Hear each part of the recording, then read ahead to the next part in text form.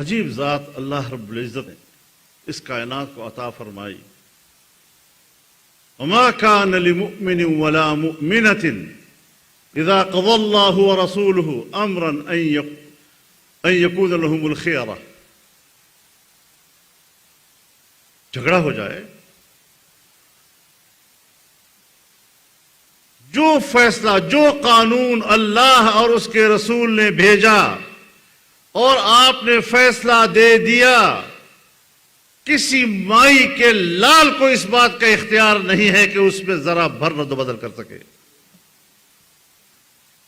آپ سے اور ہم سب سے اتھارٹی چھین لی ہے. کس بات کا غرور ہے آپ کو اور ہمیں حکومتیں کرنے کا، احکامات صادر کرنے کا اور قوانین صادر کرنے کا؟ یہ اتھارٹی بھی تو اللہ نے آپ کو عطا فرمائی. اب ہم جو فیصلے کریں گے وہ رسول اللہ کے فیصلوں کے تابع ہوں گے. ہم خود کون ہوتے ہیں شریعت دینے والے؟ ہم خود کون ہوتے ہیں قانون دینے والے؟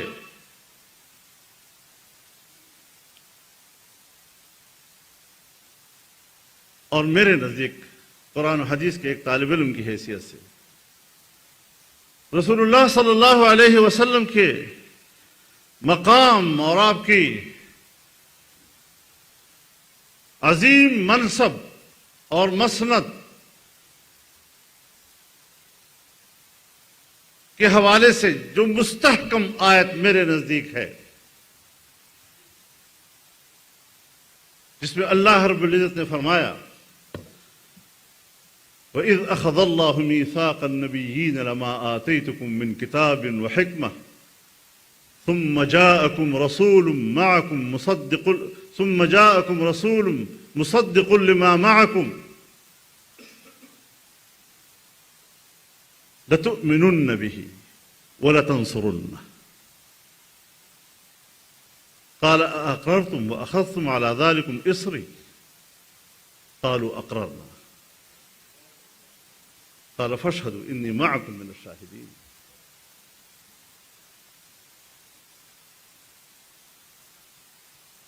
تمام انبیاء کرام سے اللہ پاک نے عہد لیا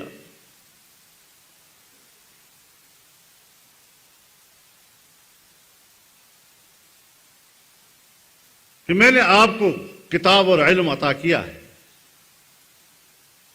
اور جو دین و شریعت میں نے تم کو عطا کیا، ایک پیغمبر آنے والا ہے جو آپ کی اس کتاب اور علم اور حکمت کی تصدیق کرے گا.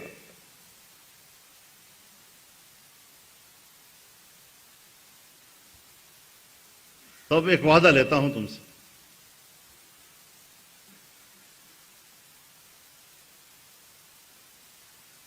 تم انبیاء کرام سارے وعدہ کرو میرے ساتھ، اور پھر یہ وعدہ اپنی امتوں سے لو کہ اگر آپ کو رسول اللہ صلی اللہ علیہ وسلم کا زمانہ ملے یا آپ کی امتوں کو رسول اللہ صلی اللہ علیہ وسلم کا زمانہ ملے، وعدہ کرو لَتُؤْمِنُنَّ بِهِ، ان پر ضرور ایمان لاؤ گے تم، وَلَتَنصُرُنَّهُ، اور ضرور ان کی مدد کرو گے. ایمان کے ساتھ نصرت کی بات بھی کی کہ انبیاء کرام پر سب سے زیادہ آزمائشیں آتی ہیں. ان الانبیاء اشد بلاء ثم الامثل فالامثل. اور جتنا مقام نبوت میں جناب رسول اللہ صلی اللہ علیہ وسلم کا بلند تھا، اتنی ہی آزمائشیں آپ پر آنی تھی. تو یہ عہد بھی لے لیا کہ صرف ایمان لانا نہیں، ان کی مدد بھی کرنی ہے. اور اگر آپ کو وہ زمانہ نہیں ملا تو آپ کی امتوں کو اگر وہ زمانہ ملا تو اپنی امتوں سے بھی عہد لے لو کہ رسول اللہ صلی اللہ علیہ وسلم پر ایمان بھی لائیں گے اور اس کی اطاعت بھی کریں گے اور ان کی مدد بھی کریں گے.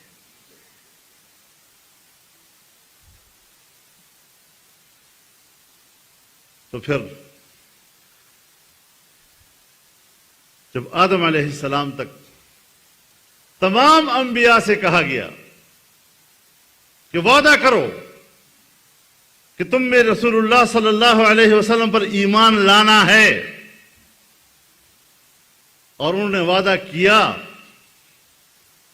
اب آدم علیہ السلام تک انسانیت، پیچھے جاؤ، قیامت تک کی انسانیت، آگے جاؤ، تو اب بتاؤ سید الاولین اور سید الآخرین ہوئے یا نہیں؟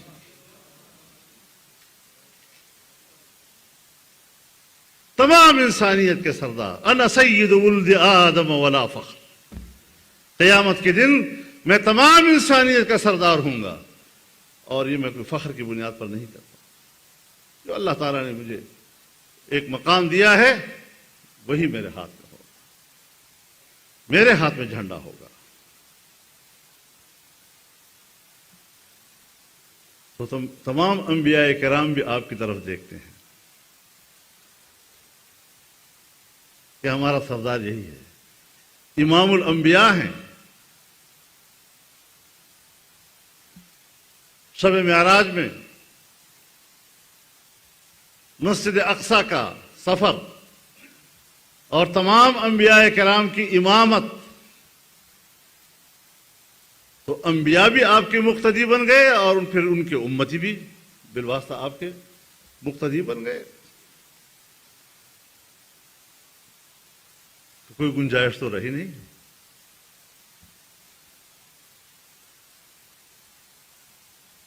ایک شخص نے پوچھا کسی سے، مولوی صاحب سے، کہ نبی کی تعریف کیا ہے؟ وہ اصل میں اس اپنے جھوٹے پیغمبر پہ کچھ لانا چاہتا تھا معاملے کو۔ وہ بھی کوئی مناظر ٹائپ کا ہوگا۔ اس نے جواب دیا کہ پیغمبر اسے کہتے ہیں جس نے مسجد اقصی میں رسول اللہ کے پیچھے نماز پڑھی تھی۔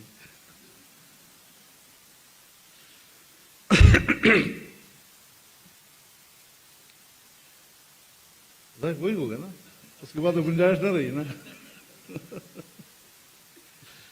تو گنجائش ہی نہیں رہی نا۔ تو آپ کی ختم نبوت کی بھی یہی دلیل ہے نا، اس کے بعد تو پیغمبر کا تصور ختم ہو جاتا ہے۔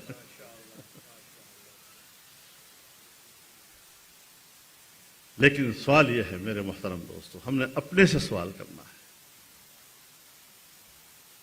کہ جب 12 ربیع الاول آتا ہے تو ہم یوم میلاد کے طور پر یہ دن مناتے ہیں، اور رسول اللہ صلی اللہ علیہ وسلم کا نور جب دنیا میں چمکا اور پورے کائنات کو روشن کیا، آج امت اس پر خوشی کا اظہار کرتی ہے۔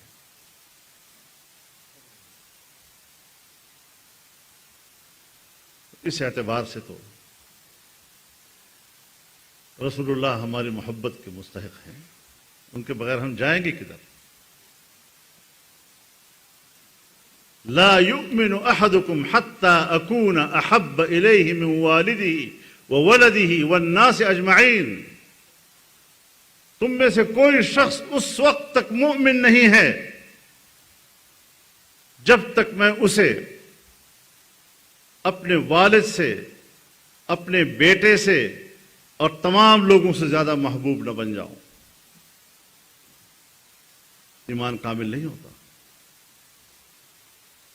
اللہ رب العزت نے بڑی صراحت کے ساتھ فرما دیا، قل ان كان آباؤكم وابناؤكم واخوانكم وازواجكم وعشيرتكم واموال اقترفتموها وتجارة تخشون كسادها ومساكن ترضونها احب اليكم من الله ورسوله وجهاد في سبيله فتربصوا حتى ياتي الله بامره۔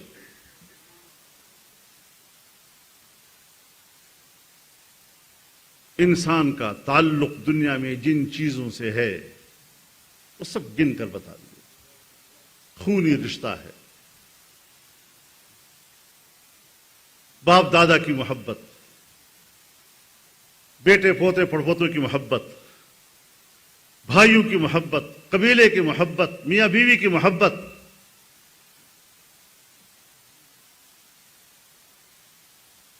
وہ مال جو تم نے بڑی محنت سے کمایا ہے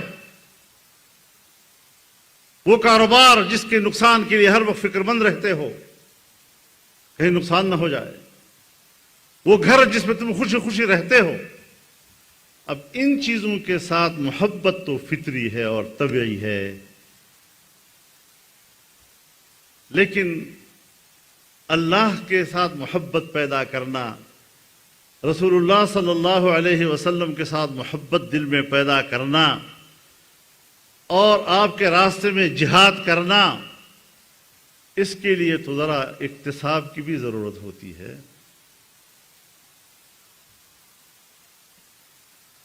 اب آپ اندازہ لگائیں، اس کے باوجود فرماتے ہیں فتربصوا، پھر انتظار کرو حتی یأتی اللہ بامرہ، کہ خدا کا عذاب تمہارے اوپر آ جائے. اب ایک چیز خلقتاً ہے، تخلیقی ہے، طبیعی ہے، فطری ہے، اس پہ کسی تکلیف اور کلفت اور اکتساب کی ضرورت نہیں ہے. اور دوسری چیز جو ہے اس میں ذرا اکتساب ہے، محنت کرنی پڑتی ہے. اور وہاں پر بھی اللہ تعالیٰ فرماتے ہیں کہ ہمت کرو، محنت کرو، تعلق بناؤ، اتنا بناؤ، اتنا بناؤ، اتنا بناؤ کہ ماں باپ بھی کچھ نہ رہ جائیں، برادری بھی کچھ نہ رہ جائے، مال اور تجارت بھی کچھ نہ رہ جائے، یہ تمہارے گھر اور بنگلے بھی کچھ نہ رہ جائیں. اور اگر یہ اللہ اور اس کے رسول اور اللہ کے راستے میں جہاد سے بڑھ گئے تو پھر خدا کے عذاب کا انتظار کرو.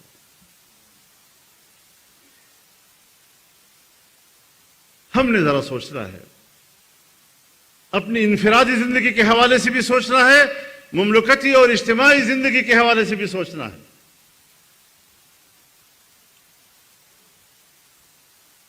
کہ میلاد پر تو ہم خوشی منائیں، ایک امتی ہونے کا اظہار کریں، لیکن سیرت کے حوالے سے جہاں آپ واجب الاتباع ہیں وہاں ہمارا کردار کیا ہے؟ سارا سال تو ہم نے دین کی طرف دیکھا نہیں، آپ کی اتباع کی طرف دیکھا نہیں، اور اللہ تعالیٰ نے تو اپنے ساتھ محبت کو بھی آپ کی اتباع کے ساتھ وابستہ کر لیا.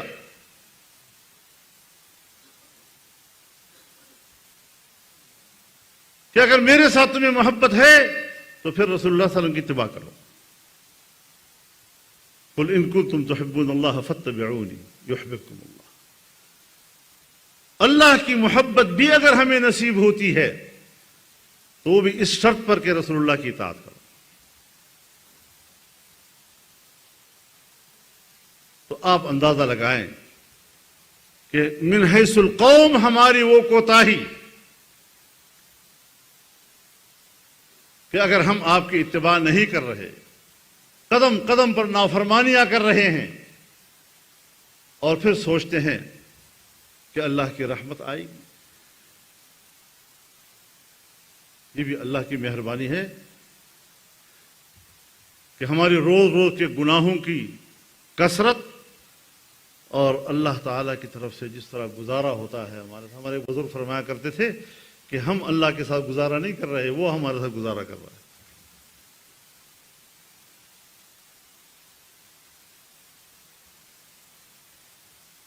جہاں پر اللہ کا دین ہوگا، یاد رکھیں دین اسلام کی ایک خصوصیت ہے جو کسی دوسری دنیا کے قوانین میں نہیں. تمام دنیا میں چلے جائیں، ان کی مملکتی اور قومی زندگی کا آغاز قانون سے ہوتا ہے. کوئی تنازع کھڑا ہو جائے فوری طور پر جاؤ عدالت میں، قانون کا سہارا لو. لیکن دین اسلام جس کی ابتدا اور آغاز اخلاقیات سے ہوتا ہے، پہلا دائرہ اخلاق کا ہے. اخلاقی رویوں کے ساتھ ایک دوسرے سے نباہ کرو. الصلح خیر، صلح کر لو، کوئی بات نہیں، معاملات کو آپس میں طے کر لو. آپ نے کسی کو قرض دے دیا، مہینے کے بعد واپس کرنا ہے، اس نے مہینے کے بعد واپس نہیں کیا، آپ نے مطالبہ کیا، وہ کہتا ہے میرے پاس ادا کرنے کے لیے ابھی کچھ نہیں، تو اللہ فرماتے ہیں فنظرۃ الی میسر، مہلت دے دو، کوئی بات نہیں، جب تک اس میں آسانی آ جائے گی تب ادا کر لے گا۔ اخلاق سے شروع ہو۔ اب اگر وہ نہیں ادا کرتا، اس کے باوجود بھی نہیں ادا کرتا، تو قرض دینے والے کو کہتا ہے کہ معاف کر دو، چھوڑ دو۔ اب جب ایک مہلت نہیں دے رہا اور دوسرا ادا نہیں کر رہا، تو پھر اس کے بعد قانون کا دائرہ شروع ہو جاتا ہے، پھر عدالت پہ جانا پڑے گا، آپ کو ثابت کرنا پڑے گا کہ میرا حق ہے، اور ریاست وہ حق آپ کو لے کر دے گی۔ پھر کیا ایسا نظام دنیا میں کہیں ہے؟ اور رسول اللہ صلی اللہ علیہ وسلم نے فرمایا کہ قیامت کے روز میزان اس کا بھاری ہوگا جس کے اخلاق حسنہ زیادہ ہوں۔ وہ دین جو اپنی انفرادی اور اجتماعی اور مملکتی اور معاشرتی اور معاشی زندگی کا آغاز ہی اخلاقیات سے کرتا ہو، اس سے بڑھ کر اس کا امتیاز اور کیا ہو سکتا ہے؟ اگر چہرہ بگاڑا ہے، ہم نے بگاڑا ہے۔ اپنی ذات پر بھی انسان غور کر لے، اپنے گھر پر بھی انسان خود غور کر لے، خود احتسابی کرے، پتہ چل جائے گا کہ قصور میری طرف سے ہے۔ مملکتی سطح پہ آ جائیں، 75 سال ہمارے گزر گئے اسلام کے نام پر بنے ہوئے ملک میں، آج بھی ہم شریعت کی پیاس کیوں محسوس کر رہے ہیں؟ وہ تشنگی کیوں ہے؟ آخر وہ تشنگی ختم کیوں نہیں ہو رہی ہے؟ کچھ تو وجہ ہے نا۔ ایک آدمی کہتا ہے میں پیاسا ہوں، تو پیاسا ہوگا تو اس کا کرم نظر آئے گا نا۔ مستی سے تو کوئی نہیں کہتا کہ میں پیٹ بھرا ہوا ہے اور میں پانی مانگتا ہوں، تو پیاس ہوگا تو اس کی بنیاد پر وہ کرب کا اظہار کرے گا۔ اگر آج پاکستان کے اندر عام مسلمان، دینی طبقہ، مذہبی لوگ اس حوالے سے تشنگی کا اظہار کر رہے ہیں اور کرب کا اظہار کر رہے ہیں، تو کچھ تو ہے نا جو نہیں ملا ہے، ہمیں نہیں مل رہا ابھی تک۔ تو ہمیں سوچنا چاہیے کہ اگر مملکتی طور پر ہمارا کردار یہ ہے تو کیا ہمیں سیرت النبی کی بنیاد پر جلسے کرنے کا حق حاصل ہے؟ کیا نسبت ہم قائم کر رہے ہیں؟ زبانی تعلق تو منافقین بھی اظہار کرتے تھے، وہ بھی کہتے تھے ہم کلمہ پڑھتے ہیں، مسجد میں بھی چلے جاتے تھے، ٹکرے مار لیتے تھے، لیکن اسلام کی حقیقت آ جائے، اور اسلام کی حقیقت مشکل بھی نہیں ہے بھائیو، مشکل بھی نہیں ہے۔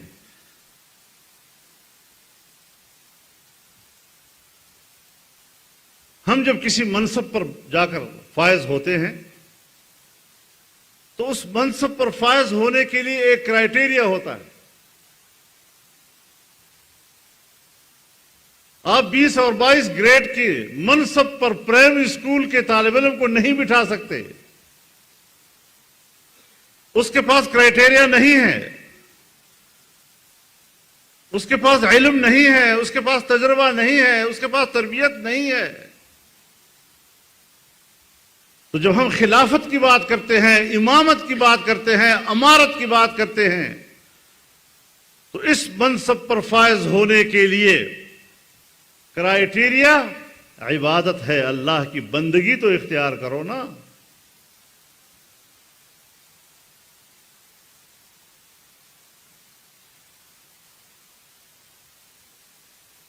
اور عبدیت یہ انسان کو خلقتاً ودیعت کی گئی ہے، پیدائشی طور پر انسان کے اندر عبدیت موجود ہے، لیکن عبدیت تشریعی ہے، تکوینی نہیں ہے۔ عبدیت تشریعی کا معنی یہ کہ انسان کے عقل و اختیار کے حوالے کر دیا گیا ہے. آپ چاہیں تو ایمان لائیں، آپ چاہیں تو ایمان نہ لائیں. فمن شاء فلیؤمن ومن شاء فلیکفر، اور انا ہدیناہ السبیل اما شاکرا و اما کفور. آپ کی مرضی.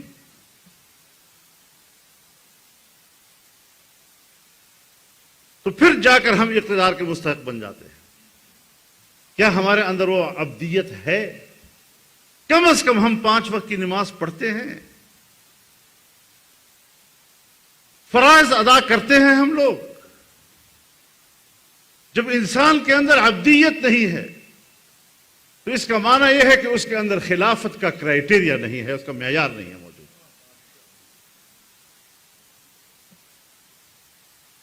تو جب سوالات اٹھتے ہیں دنیا میں تو ہم کہتے ہیں یہ انتہا پسند ہے، یہ تو شدت پسند ہے. کوئی شدت پسندی نہیں ہے، اسلام کا اصول ہے کچھ. اس طرح آپ کے ہاں اصول ہے، اسلام کے بھی کوئی اصول ہے، شریعت کی بھی کوئی اصول ہے. اور مملکتی زندگی میں اسلام آپ سے چاہتا کیا ہے؟ 2 ہی تو باتیں چاہتا ہے.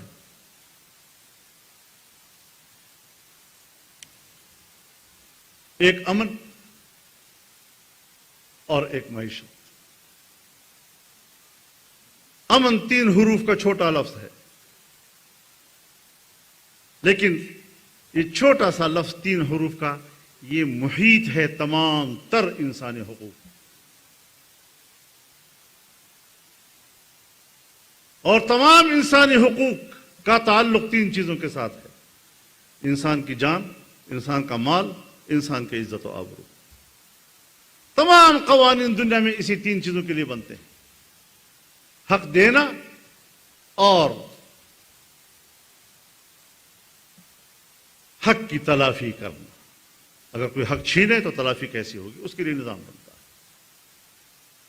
اور دوسری چیز ہے خوشحال معیشت. حضرت ابراہیم علیہ السلام کو جب منصب امامت عطا کیا گیا، اس کے لیے بھی تو آپ نے، اللہ نے اس کا انٹرویو کیا نا. وَإِذِ ابْتَلَىٰ إِبْرَاهِيمَ رَبُّهُ بِكَلِمَاتٍ فَأَتَمَّهُنَّ، اس میں کامیاب ہوئے. قَالَ إِنِّي جَاعِلُكَ لِلنَّاسِ إِمَامًا، اب میں تمہیں امام بنانے والا.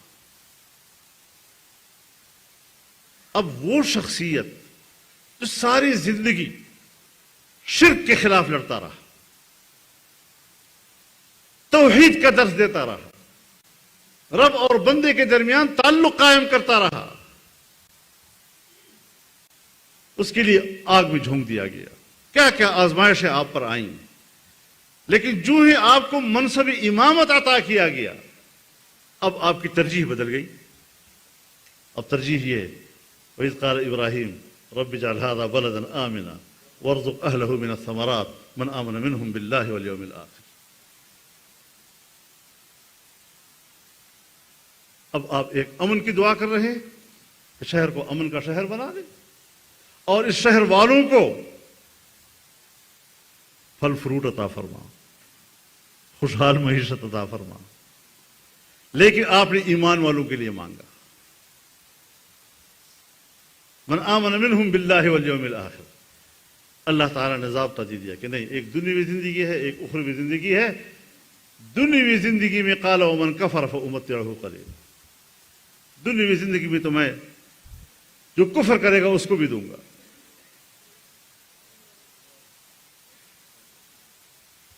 یہ دنیا اللہ نے پیدا کی ہے، اس پر اس کی جو نعمتیں ہیں، اس کی جو طیبات ہیں، اس پر پہلا حق کس کا ہے؟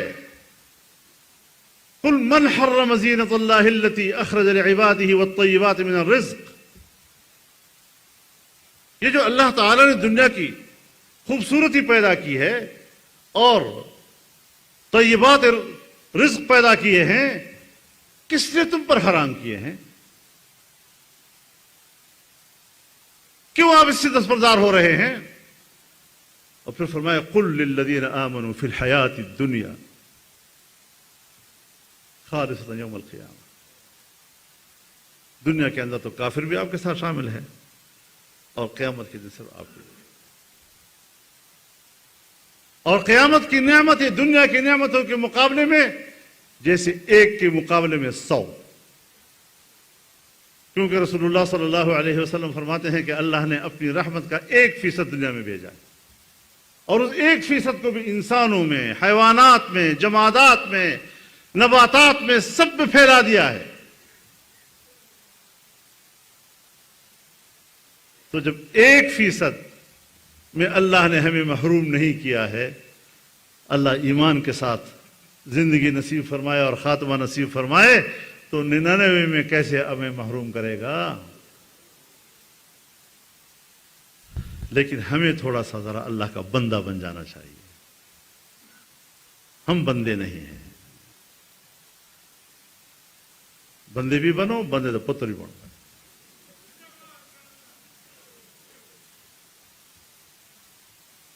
تب جا کر اللہ آپ کی طرف متوجہ ہو۔ حدیث میں آتا ہے کہ جب انسان عبادت کرتا ہے تو کہیں غافل ہو جاتا ہے، تصورات میں چلا جاتا ہے، اور اللہ پکار رہا ہوتا ہے، میری طرف میری طرف میری طرف میری طرف التفات کرو۔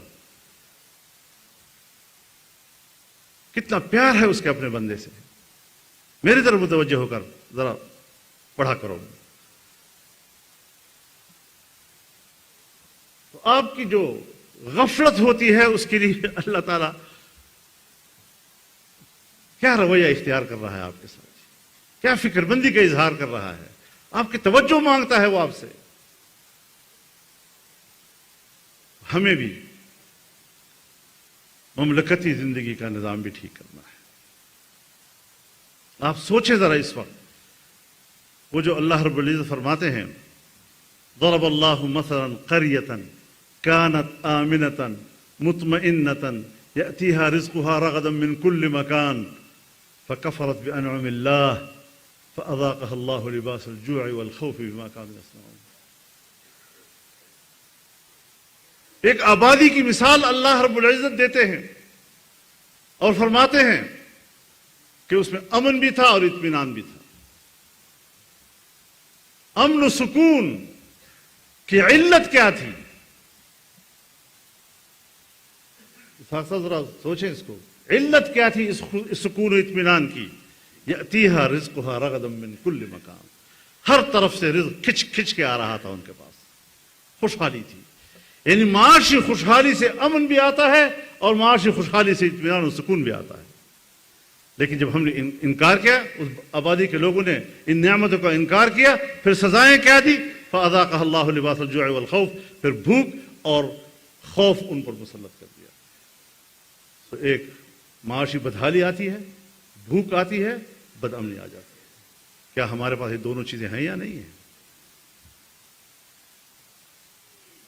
روزگار کے لیے ہم چیخ رہے ہیں، سیلاب آ گیا تو لوگ آج تک سڑکوں کے اوپر پڑے ہوئے ہیں، زلزلہ آیا تو ابھی تک ان کی بحالی نہیں ہو پا رہی ہم سے، ان کو ہم روزگار مہیا نہیں کر سکتے، اور امن و امان کا یہ عالم کہ گھر سے نکلو تو یہ اطمینان نہیں کہ شام کو گھر واپس آؤں گا یا نہیں آؤں گا۔ اب یہ دونوں عذاب، اس میں ہم ایک دوسرے کو ملامت کر رہے ہیں، تو ذمہ دار ہے اور تو ذمہ دار ہے، اور یہ ذمہ دار ہے اور وہ ذمہ دار ہے۔ ایک دفعہ یہ نہیں سوچا کہ ہم اللہ کی طرف متوجہ ہو کر اپنی تقصیرات کا جائزہ لے لیں، اور جناب رسول اللہ صلی اللہ علیہ وسلم کی دی ہوئی تعلیمات کے حوالے سے سوچے کہ ہمارے اندر آپ کی تعلیمات اور آپ کی سیرت کی جھلک بھی ہے۔ شاید مکمل تو ہم اسا نہیں بن سکے، لیکن جھلک بھی ہے۔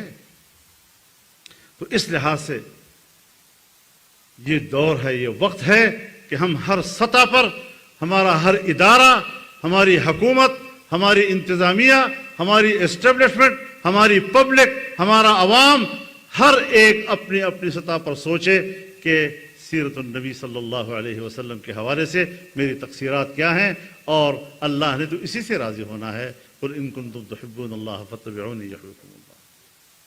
تو اللہ کو اگر راضی کرنا ہے اور اس کی نعمتوں کو آپ نے دعوت دینی ہے کہ میرے اوپر اترو، تو اس کے لیے تو ایک ہی بات ہے کہ رسول اللہ صلی اللہ علیہ وسلم کی سیرت کی اتباع کرو۔ تمام انبیاء نے بھی کی ہے اور تمام امتوں نے بھی کی ہے، اور جو نہیں کرتے وہ کفر کر رہے ہیں۔